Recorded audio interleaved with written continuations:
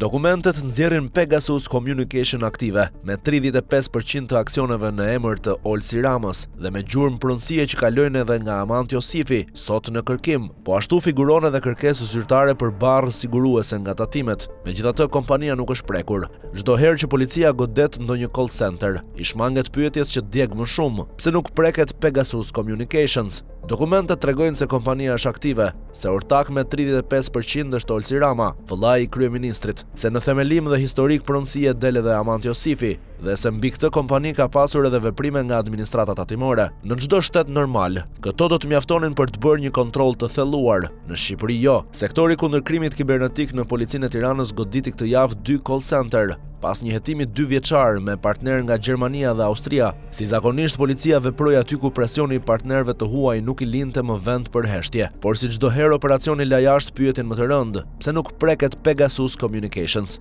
Dokumentet që kemi përpara nuk lën vend për mjegull. Pegasus Communication figuron aktive. Në rubrikën e zotëruesve aktual figurojnë Klajdi Oshafi me 65% dhe Olsi Rama me 35%. Pra nuk bëhet fjalë për një emër anonim, bëhet fjalë për vëllain e kryeministrit Edi Rama. Edhe më rënd del historiku i kësaj kompanie.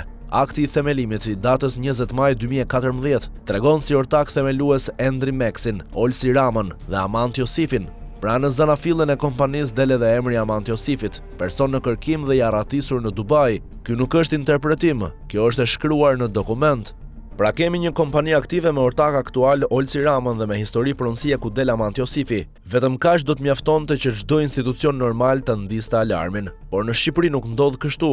Në Shqipëri sa herë që në mes del pushteti, ligji ndalet e dera. Dokumentet nxjerrin edhe një fakt të fortë. Më 11/8/2021 figuron e depozituar kërkesa numër 9125 protokoll, ardhur nga Drejtoria e Mbledhjes së Detyrimeve Tatimore të Papaguara Rajoni Qendror, për vendosje mase barësuese, siguruese mbi tatim paguesin Pegasus Communications. Pra kompania nuk del vetëm me histori të rëndë pronësie, del edhe me gjurmë problemi të regjistruar në administratën tatimore. Pyetja tani është e thjeshtë, çfarë duhet më shumë shtetit shqiptar për të vepruar? Kemi kompani aktive, kemi emrin e Olsi Ramës si ortak me 35%, kemi Amanti Osifi në themelimin dhe historikun e pronësisë, kemi çështje të regjistruar me tatimet, dhe megjithatë nuk kemi goditje, nuk kemi bllokim, nuk kemi transparencë publike, nuk kemi standard të njëjtë me subjektet e tjera. Kjo e kthen historinë nga çështje biznesi në një çështje të pastër mbrojtjeje politike, sepse kur policia godet call centerat e zakonshëm, por nuk prek kompaninë e vëllait të kryeministrit dhe ku në historikun e aksioneve del një emër si Amanti Osifi, atëherë nuk kemi shtet ligjor, kemi shtet me 2 porta, një port për të pambrojturit, një port për të paprekshmit. Policia, tatimet dhe çdo institucion tjetër mund të heshtin sa të duan, por dokumentet nuk heshtin. Ata thonë qartë se Pegasus Communications është aktive. Ato thonë qartë kush janë zotëruesit. Ato thonë qartë kush janë që në themelim. Ato thonë qartë se mbi këtë kompani ka pasur lëvizje nga administrata tatimore. Dhe kur dokumentet flasin kaq qartë, heshtja e institucioneve bëhet bashkëfaqësi.